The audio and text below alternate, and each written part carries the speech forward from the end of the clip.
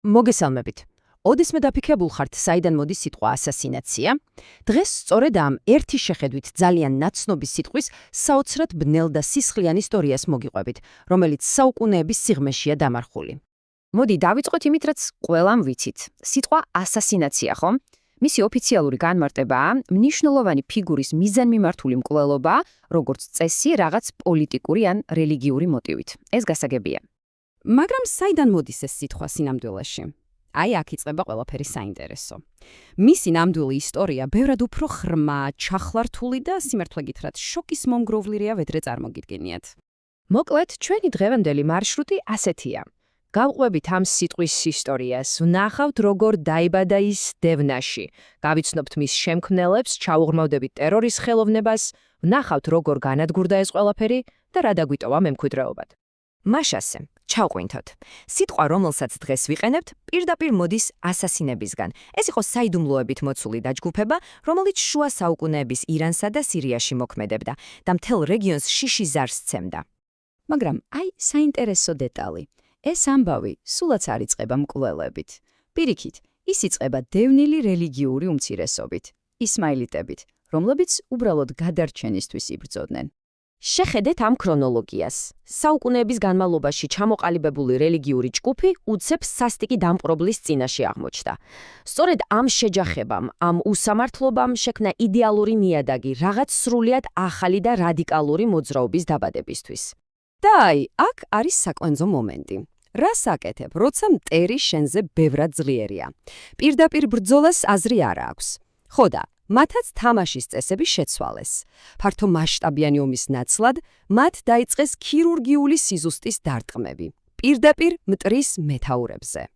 ნებისმიერ მოძრაობას სჭირდება ორი რამ: გენიალური ლიდერი და მიუვალო შტაბ-ბინა. ასასინებისთვის ეს იყო ქარიზმატული ჰასანის საბახი და ლეგენდარული ალამუთის ციხე-სიმაგრე. 1080 წელი. სწორედ ამ დროს ასასინების დამაარსებელმა, ჰასანის საბახმა, დაიკავა ალამუთის ციხე. მაგრამ არა ჯარით და სისხლის ხრით, არამედ გონებით. ის უბრალოდ შეიპარა შიგნით და ციხის მცველები სათითაოდ თავის მხარეს გადმოიპირა. და უბრალოდ დაფიქრდით, რამხელა გენიუსთან გვაქვს საქმე. მან შექმნა არა უბრალოდ არმია, არამედ სახელმწიფო, რომელმაც დაზვერვას, ცოდნას და რკინის დისციპლინას ეფუძნებოდა. და რაც ყველაზე შემზარავია, ის იყო პირველი, ვინც მიხვდა, რომ თვითმკვლელი თავდამსხმელი შეიძლებოდა პოლიტიკური იარაღად ექცია. კარგი, ახლა ვნახოთ, როგორ მუშაობდა ეს ყველაფერი პრაქტიკაში.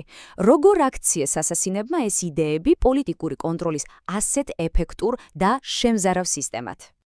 იცით, ასასინების მთავარი იარაღი ხანჯალი არ ყოფილა. მათი იარაღი იყო ადამიანი, ფიდაი. ეს ნიშნავს ის, ვინც თავს ძირავს. მეომარი, რომელიც გაწვრთნილი იყო, რომ მისია შეესრულებინა ნებისმიერ ფასად, თუნდაც საკუთარი სიცოცხლის ფასად. მათი მისიები კი ნამდვილი სპექტაკლი იყო. ჯერ ერთი ღრმა ინფილტრაცია. აგენტი თვეობით ზოგჯერ წლობით ცხოვრობდა მტრის ბანაკში, რომ ნდობა მოეპოვებინა. მერე მეორე საჯარო თავდასხმა. მკვლელობა ხდებოდა ყველას თვალწინ, ბაზარში ან მეჩეთში, რომ შიშის ეფექტი მაქსიმალური ყოფილიყო. და ბოლოს მესამე თავგანწირვა. ფიდაი არც კი ცდილობდა გაქცევას.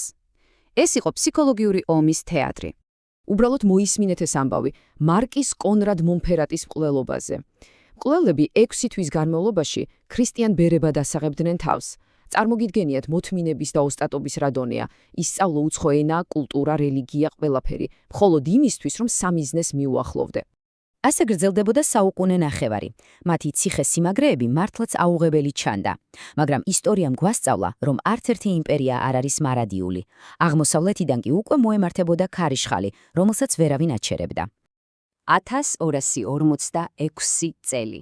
ეს არის დასასრულის თარიღი. მონგოლთა ურდოებმა, რომლებმაც ნახევარი მსოფლიო დაიპყრეს, გააკეთეს ის, რაც მანამდე ვერავინ შეძლო. მათ აიღეს ალამუთის ციხე, მიწასთან გაასწორეს და ასასინების ორდენი ფაქტობრივად ამოწყვიტეს. ასე რომ ორდენი ფიზიკურად განადგურდა, მაგრამ მათი სახელი, მათი მეთოდები და მათი ლეგენდა არ გამქრალა. პირიქით, სწორედ აქედან იწყება მათი ბნელი მემკვიდრეობის ისტორია. ძალიან ადვილია პირდაპირი ხაზი გავალოთ ასასინებსა და თანამედროვე ტერორისტებს შორის. მაგრამ აქ ერთი უმნიშვნელოვანესი განსხვავებაა, რომელიც უნდა გვესმოდეს. ასასინების სამიზნე ყოველთვის იყო ძალაუფლების მქონე პირი, სულფანი, ვეზირი, გენერალი, მათი მიზანი იყო მმართველების დაშინება. თანამედროვე ტერორიზმი კი სამწუხაროდ უმეტესად უდანაშაულო და დაუცველ ადამიანებს იღებს მიზანში. და აი, ისტორიის საბოლოო, ცოტა პარადოქსული ირონია, ის სასტიკი სამხედრო-პოლიტიკური ორდენი დიდი ხნის წინ განადგურდა, მაგრამ ისმაილიტების რელიგიური საზოგადოება, რომლის წიაღშიც ისინი დაიბადნენ, დღესაც არსებობს და მსოფლიოს მრავალ ქვეყანაში მშვიდობიანად ცხოვრობს. საბოლოოდ, ალამუთის ციხე მტრად იქცა და ორდენი ამოწყვიტეს. მაგრამ მათი სახელი და მათი მეთოდები დღემდე ცოცხლობს ჩვენს ენასა და ისტორიაში. და ეს გვიტოვებს ერთ ძალიან საინტერესო კითხვას. საერთოდ შესაძლებელია კი იდეის ბოლომდე განადგურება?